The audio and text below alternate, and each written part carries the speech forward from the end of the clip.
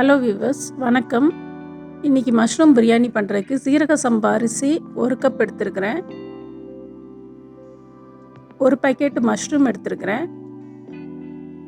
அப்புறம் அரைக்கிறதுக்காக ஒரு 4 பச்சை மிளகாய், பட்டை, கிராம்பு, ஏலக்காய், கல்பாசி, 1 டீஸ்பூன் சோம்பு எடுத்துருக்கிறேன்.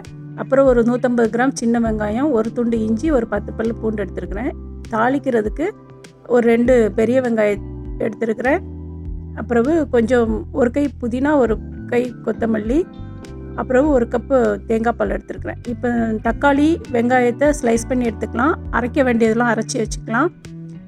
புதினா, கொத்தமல்லி எல்லாம் பொடிசாக கட் பண்ணி வச்சுருக்கிறேன். அரிசியை கழுவிட்டு ஊற வச்சு வச்சுருக்கிறேன்.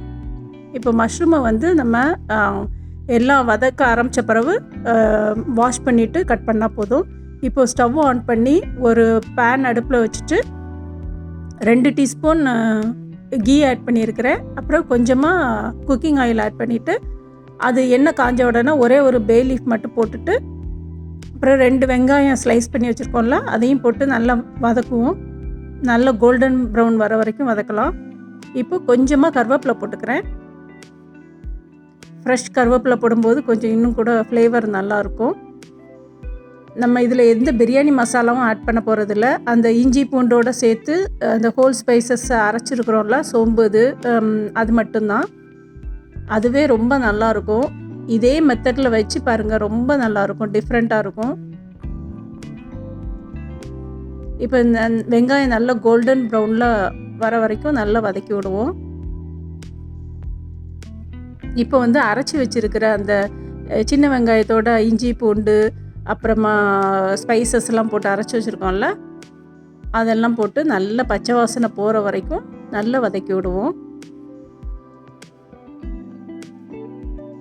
ஒரு 3 to 5 மினிட்ஸ் நல்லா வதக்கணும். அப்படின்னா இந்த பச்சை வாசனை எல்லாம் போயிடும், ஃப்ளேவரும் நல்லாயிருக்கும். இப்போ தக்காளி கட் பண்ணி வச்சுருக்க அந்த ஒரு தக்காளியை இதில் ஆட் பண்ணிக்கலாம். தக்காளியும் போட்டு நல்லா வதக்கி விடுவோம்.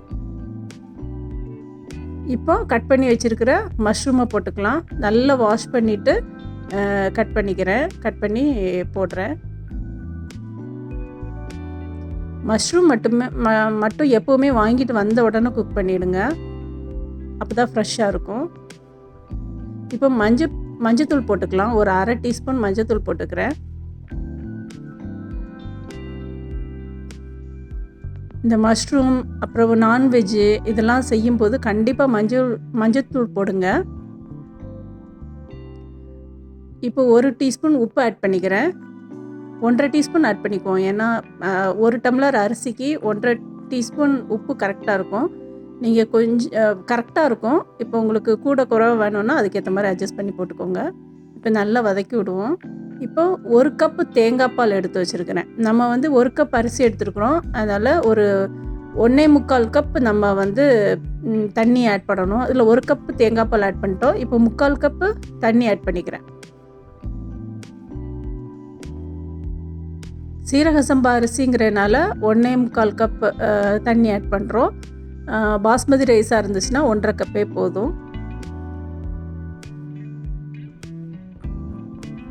இப்போ நம்ம கட் பண்ணி வச்சுருக்கிற புதினா, கொத்தமல்லியை போட்டு நல்லா மிக்ஸ் பண்ணி உப்பு செக் பண்ணிக்கோங்க.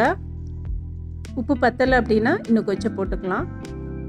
இப்போ நம்ம மஷ்ரூம்லாம் போட்டிருக்கிறதுனால அந்த வெங்காயம், தக்காளி இந்த இதுக்கெல்லாம் சேர்த்து கொஞ்சமாக ஒரு 1/4 டீஸ்பூன் உப்பு போட்டுக்கிறேன். இப்போ மூடி வச்சு நல்லா கொதிக்க விடுவோம். அதுக்கு முன்னாடி நம்ம அரிசியை ட்ரைன் பண்ணி எடுத்துகிட்டு வந்துடுவோம். ஒரு ட்ராப் கூட தண்ணி இல்லாமல் எடுத்துக்கோங்க. ஏன்னா நம்ம கரெக்டான தண்ணி ஊற்றிருக்கிறோம். இப்போ நல்லா ஃபில்ட்ரு பண்ணி அந்த அரிசியை மட்டும் ஊற வச்ச அரிசியை மட்டும் ஆட் பண்ணிக்குவோம்.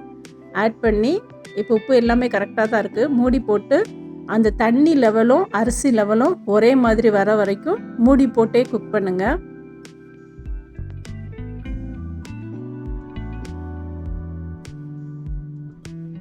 இப்போ ஓரளவு அந்த தண்ணி லெவலும் அரிசி லெவலும் ஒன்றாயிடுச்சு. இப்போ மீதி இருக்கிற கொத்தமல்லி, புதினா போட்டுட்டு ஒரே ஒரு சின்ன லெமன் எடுத்து அதை புழிஞ்சு விட்டுக்கிறேன். நம்ம ஒரே ஒரு தக்காளி தான் போட்டிருக்கோம், தயிர் எதுவுமே சேர்க்கல. அதனால் ஒரு சின்ன லெமன் கரெக்டாக இருக்கும் ஒரு டம்ளர் அரிசிக்கு.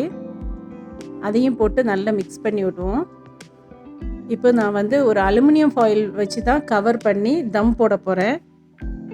ஒரு பழைய தோசைக்கல் வந்து அடுப்பில் வச்சுட்டு அது கொஞ்சம் ஹீட் ஆன உடனே நம்ம அலுமினியம் ஃபாயில் வச்சு கவர் பண்ணி வச்சுருக்கோம்ல, நல்லா லிட்டை டைட்டாக மூடி வச்சுக்கோங்க.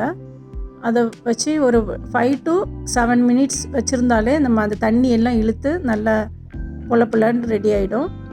இப்போ உங்களுக்கு இன்னும் கொஞ்சம் தண்ணி இருக்கிற மாதிரி இருந்துச்சு அப்படின்னா ஸ்டவ்வை ஆஃப் பண்ணிவிட்டு 7 மினிட்ஸ்க்கு பிறகு ஸ்டவ்வை ஆஃப் பண்ணிவிட்டு தம்லே இருக்கட்டும். அப்படின்னா ஒரு 5 மினிட்ஸ் கழித்து ஓப்பன் பண்ணிங்கன்னா நல்லா புலன்னு ரெடி ஆகிடும் நமக்கு மஷ்ரூம் பிரியாணி. இதே மாதிரி ட்ரை பண்ணி பாருங்கள், ரொம்ப டேஸ்ட்டாக இருக்கும். தேங்க்யூ ஃபார் வாட்சிங். உங்களுக்கு இந்த வீடியோ பிடிச்சிருந்துன்னா லைக் பண்ணுங்கள், சப்ஸ்கிரைப் பண்ணி சப்போர்ட் பண்ணுங்கள். நன்றி, வணக்கம்.